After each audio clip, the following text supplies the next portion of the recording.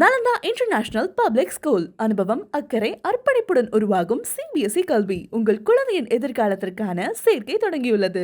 சாமி மிதுன லக்னத்துக்காரர்கள் வாழ்க்கையில போராடினாலும் ஜெயிச்சிடணும். அதற்கு எந்த தெய்வத்தை வழிபடணும், என்னைக்கு வழிபடணும், எப்படி வழிபடணும்?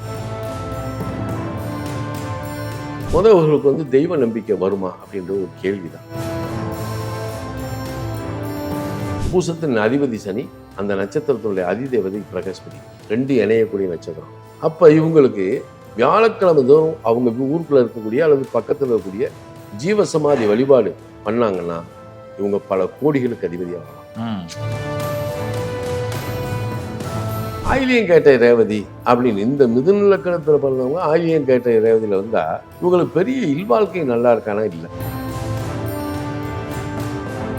மிதுன லக்கணமாகி ஆயிலியம் கேட்ட ரேவதியில பிறந்தா சந்ததி விருத்தி. இதுக்குத்தான் நம்ம இதை பார்க்கணும். அப்ப இதை தடுக்கிறதுக்கு சுகமே சொல்ல சாமி, சுகமே சொல்க செந்தில்லையா. சாமி மிதுன லக்னத்துக்காரர்கள் வாழ்க்கையில போராடினாலும் ஜெயிச்சிடணும். அதற்கு எந்த தெய்வத்தை வழிபடணும், என்னைக்கு வழிபடணும், எப்படி வழிபடணும்? மிதுனம் அப்படின்றது காலபுருஷனுடைய 3ஆம் வீடு. இந்த வீட்டு அதிபதி புதன். இது காற்றாசி, புயலின் வேகத்துக்கு ஒப்பானவர். இவர் காற்றை விட வேகமாக சிந்திக்கக்கூடிய ஆற்றலுடைய மனிதர்கள் தான், அறிவுத்திறன் உடையவர். அவர்களுக்கு தெய்வ நம்பிக்கை வருமா அப்படின்றது ஒரு கேள்விதான். அதுக்காக எல்லாம் கும்பிட்றாங்க. சில பேருக்கு நாத்தியவாதமும் இதுக்குள்ள வரும்.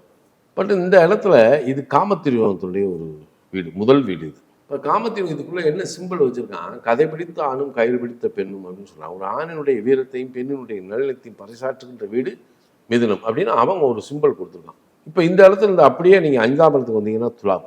இது காலவசனுடைய 7ஆம் வீடு. சரி, இந்த வீட்டு அதிபதி யாருன்னா சுக்கிரன். இதுக்கு அடுத்து அப்படியே நீங்கள் 9ஆம் இடத்துக்கு போனீங்கன்னா அது கும்பம். அந்த வீட்டு அதிபதி யாருன்னா சனி பகவான்.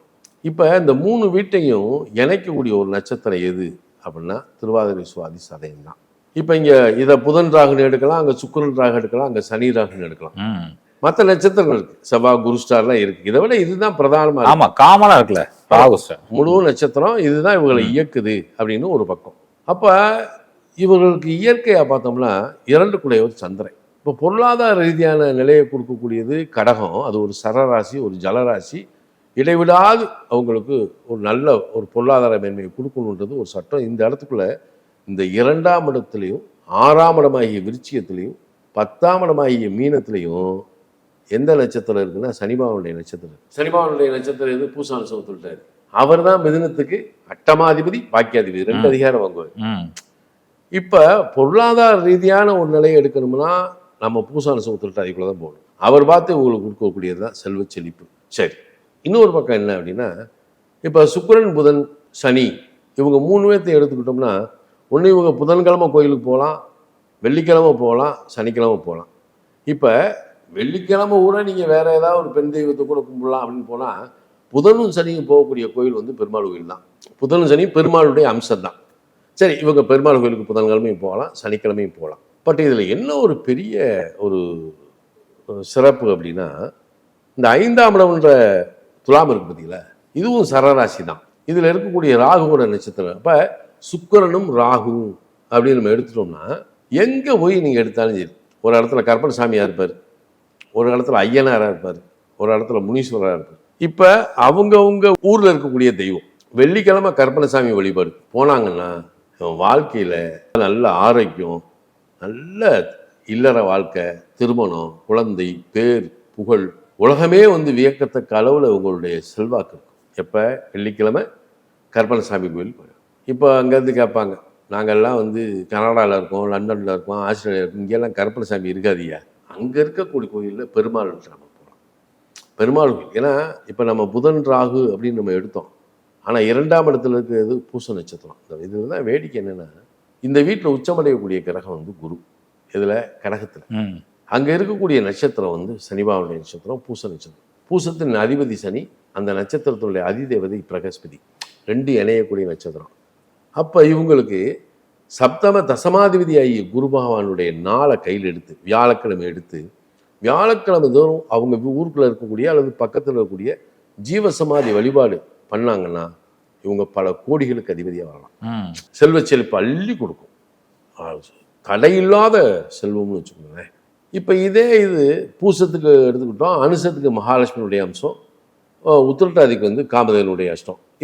இது வந்து நான் சொன்னதில்ல, பட்டீஸ்வரம் அந்த பைரவர் வழிபாடு, இது ரொம்ப ரொம்ப விசேஷம்தான். இது எல்லாத்துக்குமே பொருந்தும். அப்போ இந்த இடம் இதை விட என்ன அப்படின்னா, இந்த 2ஆம் இடம் அப்படின்றது ஓடும் நதி நீர். அப்போ நதிக்கரையில் இருக்கக்கூடிய சிவாலயங்கள், பழமையான சிவாலயங்கள் இருக்குல்ல, அப்போ இவங்க போய் நதியில் நீராடி அங்கே இருக்கக்கூடிய அந்த கரையில் இருக்கக்கூடிய சிவாலயத்தை வழிபட்டு வர வர வர வர செல்வ செழிப்பு அள்ளி கொடுக்கும். இதுக்குள்ளே இருக்கக்கூடியது. ஜென்ரலாக வந்து சனி பகவான் அட்டமாதிபதி என்ற ஆதிபத்தியத்தை அவர் வச்சிருக்கிறார். ஆனால் அதனால் உங்களுக்கு பெரிய தீங்கெல்லாம் இல்லை. அப்போ இப்போ 2 இதாக போகலாம். இப்போ இதே இது பாக்கியஸ்தானம் சொல்லக்கூடிய கும்பம் வந்து இவங்களுக்கு 9ஆம் இடம், அது காலபுருஷனுக்கு 11ஆம் இடம். அப்போ தெய்வத்தினுடைய அனுக்கிரகத்தின் மூலமாக கிடைக்கக்கூடிய முழு பலனை எடுக்கணும் அப்படின்னு சொல்லிக்கிட்டா, அங்கே சனிபாவனுடைய நிலையிலேருந்து ராகுவை சேர்த்தோம்னா இந்த இடத்துல தான் வாராகி வர்றா, பிரித்திங்கரா வர்றா. சனிராகு சேர்க்கை. ஆமாம், சனிராகு சேர்க்க தான் பிரித்திங்கரா, இன்னொன்று வாராகி. இப்போ இவங்க வாராகி வழிபாடு பண்ணலாம். வாராகி வழிபாடு எப்போ பண்ணணும்? சனிக்கிழமை பண்ணக்கூடாது, வெள்ளிக்கிழமை பண்ணணும். வெள்ளிக்கிழமை வாராகி அம்மன் கோயிலுக்கோ அல்லது பிரித்தியங்கரா வழிபாடோ செய்யணும். ஆனால் எக்காரணத்தை கொண்டும் அடிக்கடி போக முடியாதுன்னு சொல்லி பிரித்தியங்கரா வாராகி வீட்டில் ஒண்டி வந்து வச்சிடக்கூடாது. பல பேர் அது தப்பாக பண்ணுறாங்க. அது பண்ணக்கூடாது. வெள்ளிக்கிழமை அது செய்யணும். இது இயற்கையாக கிராமத்தில் இருக்கோம், ஊரில் இருக்கோம்னா கற்பனைசாமி கோயில், ஐயனார் முனீஸ்வரர் கோயிலுக்கு போகலாம். சார், வெள்ளிக்கிழமை சாயங்காலம் 5 to 6 நீங்கள் வந்து இந்த மிதுன லக்கணத்தில் பிறந்தவங்க 5 to 6 ஊருக்கு பக்கத்தில் இருக்கக்கூடிய கற்பனைசாமி கோயிலில் போய் ஒரு 2 வாழைப்பழம், ஒரு புஷ்பம், ஒரு வெத்தலைப்பாக்கு, அங்கே ஏதாவது படைக்கிறாங்க, இந்த சுருட்டு அது இதுன்னு படைப்பாங்க, எது இருந்துச்சுன்னா வச்சுக்கலாம். வச்சுட்டு ஒரு 18 சுற்று மட்டும் சுத்த சொல்லுங்க சார். நான் வாழ்க்கையில் நடக்கக்கூடிய மாற்றங்கள்லாம் நல்லா பார்த்துக்கலாம். இவ்வளவு அற்புதம் இந்த லக்கணத்துக்குள்ளே இருக்குது. ஜென்ரலாக வந்து உங்களுக்கு இந்த பழமையான சிவாலயங்கள் வழிபாடு ரொம்ப விசேஷம். ஜீவசமாதி வழிபாடு அதோட ஒரு உன்னதமான நிலையை இது கொடுத்துரும். இதில் இன்னொரு பக்கம் என்ன அப்படின்னா, 2க்குடைய அந்த சந்திரன் இந்த லக்கணத்துக்கு 4, 8, 12 அப்படின்னு சொல்லக்கூடிய இடத்துல தான் நட்சத்திரமாக ரோகிணி, அஸ்தம், திருவோணம் இருக்குது. இது 4, 8. ஆனால் காலவர்ஷம் 2010. இப்போ இவங்க என்ன செய்யணும் அப்படின்னா, இது காலவர்ஷனுடைய 2010, இவங்களுக்கு அது மோட்சத்திரம் 4, 8, 12 இந்த சந்திரனுடைய நட்சத்திரம். அப்போ என்ன பண்ணலாம்னா, அன்னதானம் இவங்க பண்ணணும் சார். இவங்க அன்னதானம் வந்து பண்ண பார்த்தீங்கன்னா இவங்களுக்கு சொத்து சுகத்தினுடைய சேர்க்கை வந்து நிறைய கிடைக்கும். நல்லா இருக்கும், வாழ்க்கை மிக சிறப்பாக இருக்கும். அதாவது குறையாத செல்வத்தை வந்து அது அள்ளி கொடுத்துட்டு போயிடும். அப்போ இது ஒரு பக்கம். மற்றபடி இப்போ இதே மிதுன லக்கணத்தில் பிறந்திருக்காங்கன்னா, சில பேர் பரணிபுரம் புராட நட்சத்திரத்தில் பிறக்கலாம். இது மிகப்பெரிய யோகம். இதே இது பூசான சுத்திரட்டாதியில் பிறக்கலாம். இது பிற்கால யோகம். எடுத்தோடனே செய்யாது. பிற்காலம் பூசான சுத்திரட்டாதியில் பின்னாடி அவங்க நல்ல ஒரு நிலைக்கு வந்துடுவாங்க. அதில் எல்லாம் மாற்றம் கிடையாது. ஆயிலியம் கேட்ட ரேவதி அப்படின்னு இந்த மிதுன லக்கணத்தில் பிறந்தவங்க ஆயிலியம் கேட்ட ரேவதியில் வந்தால் இவங்களுக்கு பெரிய இல்வாழ்க்கை நல்லா இருக்கானா இல்லை. ஏன் சாமி? ஆமா, அந்த அந்த அமைப்பே உங்களுக்கு வந்து கொடுக்காது. நட்சத்திரம் தானே அவரு. ஆமா, அது செய்ய மாட்டாரு. இங்கதான் வேடிக்கை இருக்கும்.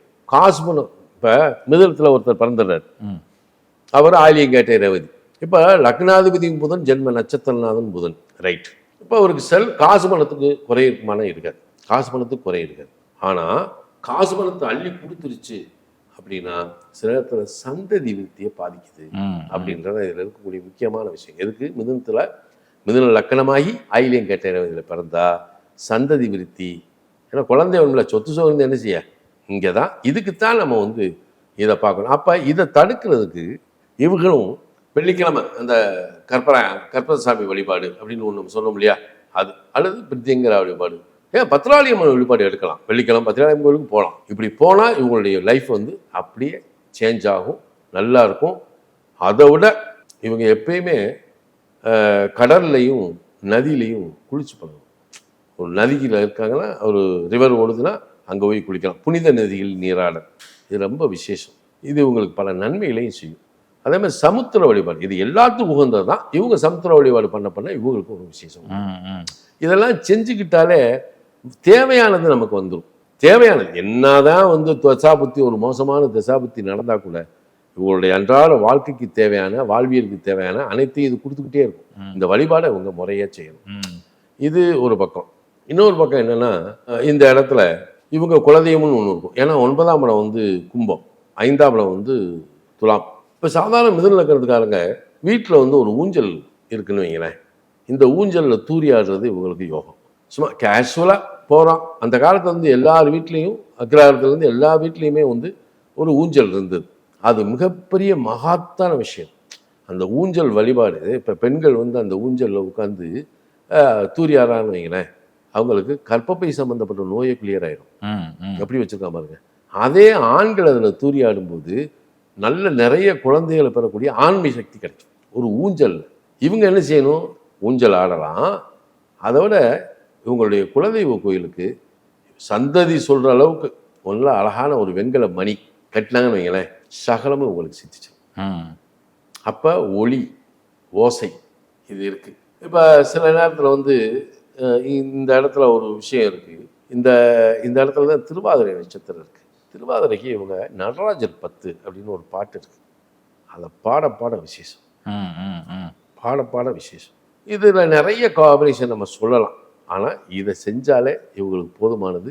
இவங்களுக்கு நல்ல ஒரு மேன்மையும் சிறப்பும் இவங்களுக்கு இயல்பாக கிடைச்சிடும். வாழ்க்கையில் ஆனந்தமாக இருக்கலாம். கல்யாணம் பண்ணி குழந்தை குட்டிகளை பற்றி சந்தோஷமாக இருக்கலாம். இது சின்ன சின்ன ட்ரிக் தான், அதை செய்யணும். நிச்சயமா சார். இந்த மிதுன லக்னத்துக்காக வயசானதுக்கு அப்புறம் ஒரு படிப்பு படிக்கிறாங்களே, 2வது படிப்பு மாதிரி ஏதோ ஒன்று ஜோதிடம் இல்லை அக்கு பங்க்சர் இந்த மாதிரி படிப்பு படிக்கிறாங்க சாமி. எதனால அது வருது? இல்லை 9 குலையர் வந்து இப்போ மிதுனத்துக்கு வந்து 8ஆம் இடம் காலபுருஷனுடைய 10ஆம் இடம், 9ஆம் இடம் காலபுருஷனுடைய 11ஆம் இடம். இந்த 9ஆம் இடம் தான் உயர்கல்வி அப்படின்றது. ஆனால் இவங்களுக்கு 5-12 குலையர் சுக்கிரன் இருக்காரு பார்த்தீங்களா. மிதுனத்துக்கு 3ஆம் இடம் வந்து சிம்மம், அது காலபுருஷனுடைய 5ஆம் இடம். அறிவுபூர்வமான விஷயங்களில் இவங்களுடைய தலையீடு இருக்கும். அக்குபஞ்சர் இப்போ மிதுனத்தில் பண்ண ஒரு அக்குபஞ்சரிஸ்ட் இருக்கான்னு வைங்களேன், அவன் ஒரு நீடில் போட்டாலே சரி நோய் குணமாயிருக்கும். அதே மாதிரி அவன் செய்யக்கூடிய அத்தனை செயலும் பாருங்க, ஒரு மற்றவங்க பார்த்து வியக்கக்கூடிய அளவில் தான் அது இருக்கும். பேச்சுமே சார். ஆமா, மிதுனத்தோட பேச்சு அது நான் சொல்ல ஒரு 45 வயசுக்கு அப்புறம் கடந்துருச்சுன்னா நல்ல பக்குவ நிலையை எட்டினாங்க சார். அதான் சனி பகவான். அவங்களுக்கு அந்த 3ஆம் இடம் காலபுருஷனுடைய 5ஆம் இடம் நிபுணத்துவம் வாய்ந்தவங்க சார். அவங்க அறிவு சாதாரண விஷயம் இல்லை, அவ்வளோ நிபுணத்துவம் இருக்கும். ஆனால் அதுவே தான் அவங்களுக்கு வந்து மறுபக்கத்தையும் காட்டிடுது. அதனால் அவங்க கொஞ்சம் அதில் இருக்கணும். ஆனால் இந்த வழிபாடுகள் செய்ய அவங்களுக்கு நல்லா இருக்கும். அதுக்காக நாங்கள் வந்து பெருமாள் கோயில் போகக்கூடாதுன்னா, இந்த பெருமாள் வழிபாடு புதன்கிழமையும் சனிக்கிழமையும் இவங்க பெருமாள் வழிபாடு நல்லா பண்ணலாம். பண்ணும்போது நல்லா இருக்கும். நிச்சயமா சாமி, நிச்சயமா. இன்னொரு சந்தேகம் சாமி, மிதுன லக்னத்தை பொறுத்த வரைக்கும் எல்லோரையும் சந்தோஷமா வைக்கணும்னு நினைக்கிறாங்கல்ல, எல்லாருமே தன் குடும்பம் நினைக்கிறாங்கல்ல, இது பிளஸ்ஸா மைனஸா சார்? இல்லை, இது அவங்க இயற்கையாக பிறக்கும் போது என்னன்னா உடன்பிறந்தவருடைய நலனை பார்ப்பதற்குத்தான் இவங்க பிறக்கிறாங்க. அதாவது என் உடன்பிறப்பை பார்த்தா பரவாயில்ல, மனைவி சார்ந்தவங்க எல்லாத்தையும் பார்க்கலாம் சார். இவன் வந்து இவன்கிட்ட போய் தம்பி நீங்கள் தான் தம்பி பார்க்கணும்னு சொன்னால் சரி இறங்கிடுவாங்க களத்தில்.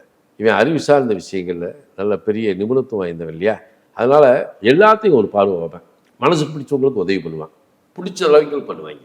அதனால பொதுமறை அப்படின்னு ஒன்று இருக்குல்ல. ஏன்னா 5ல் சனி உச்சம், எனக்கு 5ஆம் இடத்துல சனி உச்சம்ல. ஆமா, துலாத்துல சனி உச்சம். வாக்கியாதிபதி சனி பஞ்சமத்தில் உச்சமாகுதுல. அப்போ இவங்க பொது விஷயத்துல பொதுவாக வந்து எல்லாத்துக்கும் ஒரு நன்மை செய்யணும் தானே வர்றாங்க. அதுல தான் இவங்களுக்கு புகழடைகிறாங்க. மிதுனம் இதுக்கு 2ஆம் இடம் பலகால் ராசி. ஆமா, கடகம் பலகால் ராசி தானே. ஆமா. இப்போ நீங்க இருக்கீங்க, நீங்க மிதுனத்தில் பிறந்துருக்கீங்களேன், உங்களுக்கு மிதுனத்தில் சிறந்த ஆசிரியர்கள் இருக்காங்க, குருமார்கள் இருக்காங்க, வக்கீல்கள் இருக்காங்க, வாதம் புரியக்கூடிய தன்மை. இப்போ இந்த பலகால் ராசி என்ன செய்யுது, இவங்களுக்கு ஒரு டீச்சிங் ப்ரொஃபஷன்லேருந்து ஒரு வருமானம் வருது. அந்த பலகால் ராசி சொத்துக்கள் இருக்கு இல்லையா, ஒரு காம்ப்ளெக்ஸ், ஒரு காம்பவுண்டு, ஒரு மண்டபம், இந்த ரீதியிலேருந்து அவங்களுக்கு ஒரு வருமானம் வருது. குரு அந்த இடத்துல உச்சம், ஏதோ கொடுக்கல் வாங்கல் வச்சிருக்காரு, அது ஒரு வருமானம் வருது. கொடுக்கல் வாங்கல் வைக்கணும்ல சொல்றாங்க. மிதுன லக்னம் வந்து கொடுக்கல் வாங்கல ஒரு வருமானம் வருது. இப்போ இதர வழியில் வந்து அவருக்கு இன்னும் நிறைய வழியில் இன்கம் வருதுன்னு வைங்களேன்.